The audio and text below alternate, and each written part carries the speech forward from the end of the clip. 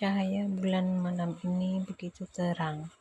Bintang pun Apa yang terjadi? memamerkan Hal buruk keindahannya. justru menimpaku Aku bertubi-tubi. berjalan menyusuri Konflik sebuah dengan orang lorong tua sepi. karena Tak ada satupun orang ketidaklulusan. di sana. Perayaan ulang Hatiku tahun terasa yang sepi terpaksa dan gagal. gundah Hadiah dengan segala sepeda kekacauan motor yang terjadi gagal hari kudapat. ini. Adik Sebuah yang hari di mana menyebalkan seharusnya dan sorak-sorai kebahagiaan teman-teman kudapati. merayakan kelulusannya. Hari-hari yang keras karena kisah cinta pahitku hingga indahnya malam ini seakan tak mampu membuatku tersenyum lagi. Tetesan air mata mulai mengalir di pipiku dan perlahan kuusap. Yah, sakit memang diputus cinta. Rasanya beberapa menit lalu kata-kata terakhirnya masih bisa kurusakan merobek-robek hatiku. Sudah sana, pergilah jika itu yang kamu inginkan. Kamu kira aku tidak bisa menemukan yang lebih baik darimu?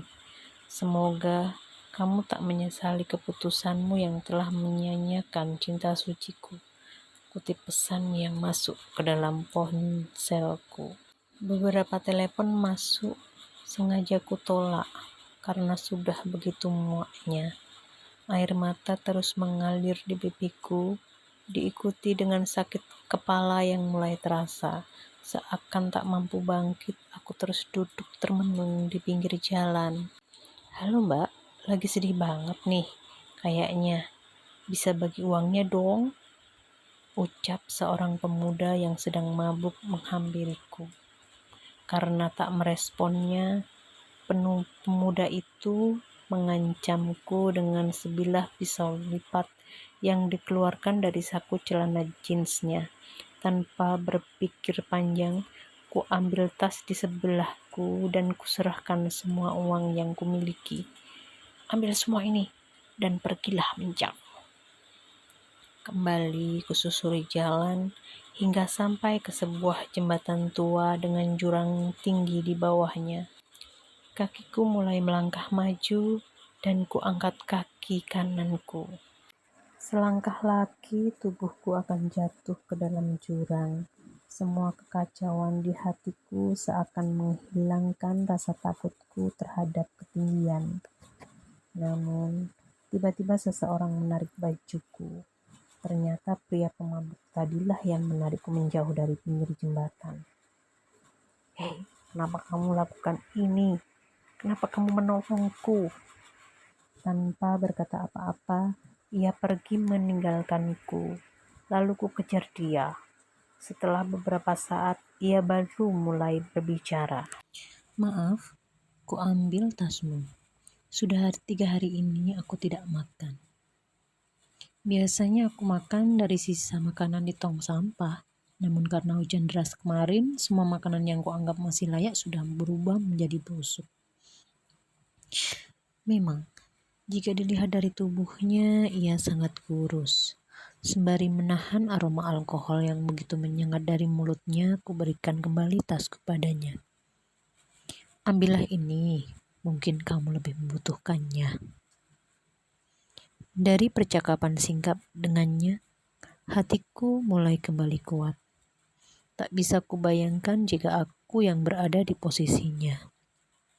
Ya, meskipun hidupku selalu berkecukupan, namun tak pernah ada rasa syukur di hatiku.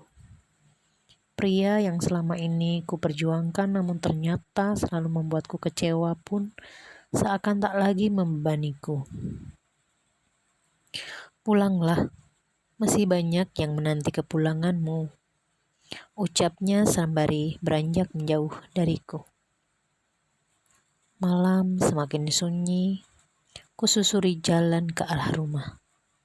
Ketika sampai di persimpangan jalan, kudapati kekasihku berdiri dengan segenggam bunga di tangannya. 3 orang yang kukenal juga berdiri menantiku, yaitu kedua orang tua dan adikku pun ikut mencariku.